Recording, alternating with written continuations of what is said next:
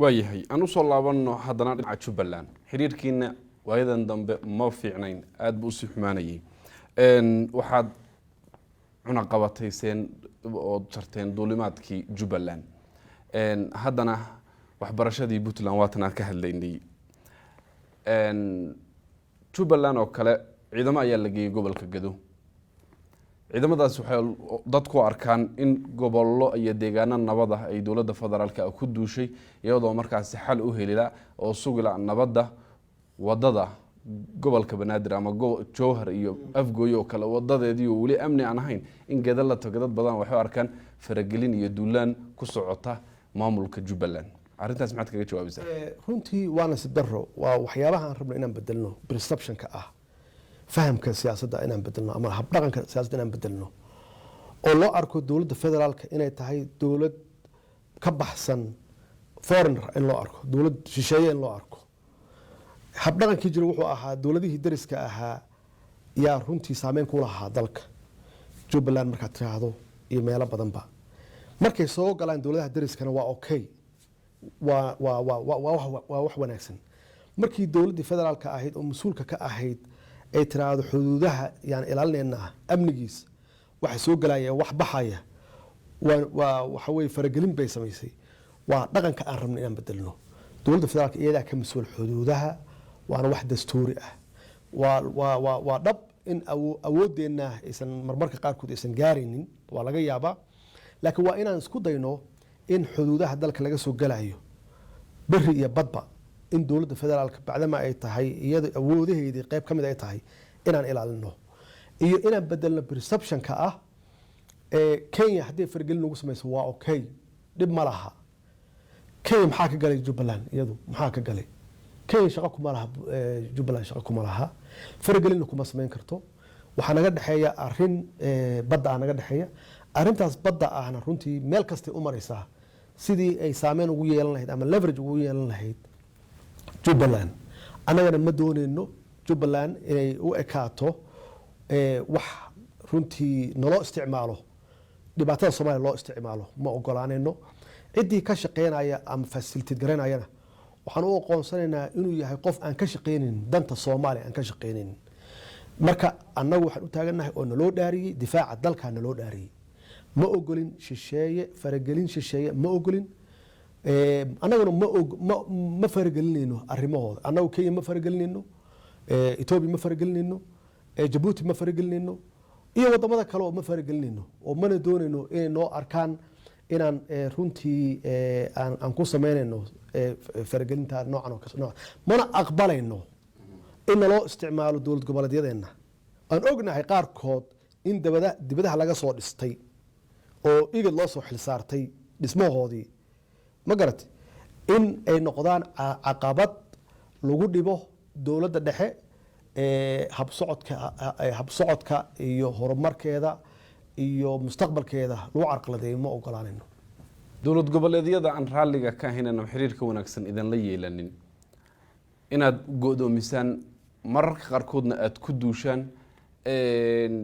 waxa madaxdii qaranka oo kale socdaalada oo kale inaad xanibtaan ficilada noocaas oo kale markii la eego madaxweyne ma wada un muuqanaynin nin awood isku soo koobayo oo la soo baxaya waxa weeye dhaqamadii waxa weeye kaliya taliska oo kale fiiri meesha wax ka xalisin waa meeshaas way meesha wax ka xalisin waxay tahay waxaan la fahamsanayn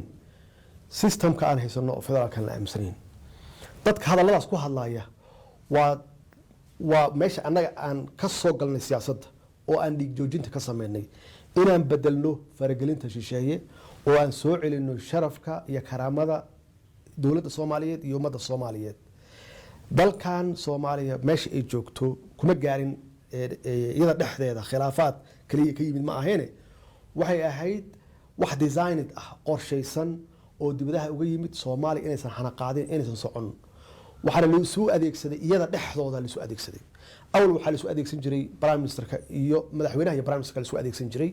oo mar walba laga abuuri jiray khilaafaad anagu waa fahmnay khibradeena waxayna fahamsiisay in dawladda dhexe ay isku duubnaato meelna aan laga soo gelin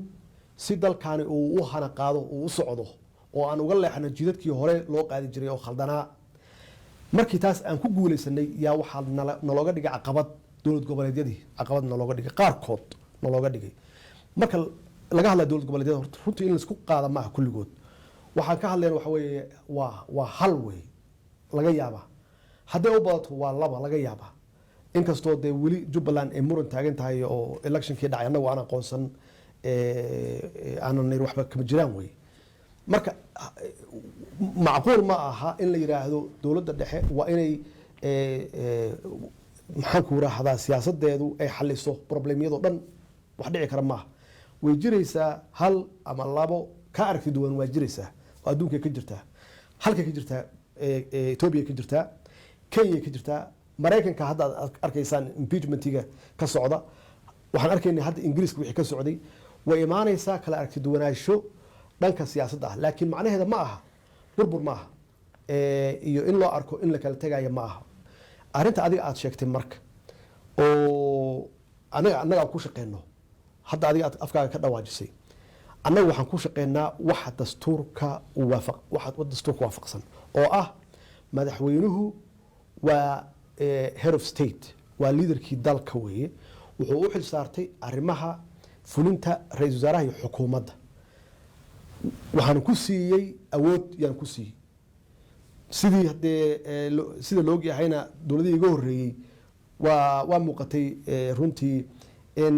faragelin badan iyo dhib badan ay ka jiraan xafiiska madaxweynaha iyo xukuumadda ka jiraan taasi hadda 3 sano la soo dhaafay taasi ma jirto oo waxaan u siiyay xukuumadda awood buuxda inay hawshooda qabsadaan taas waxay cadeynaysaa marka inaan u dhaqaaqnay dhankii dimuqraadiyadda marka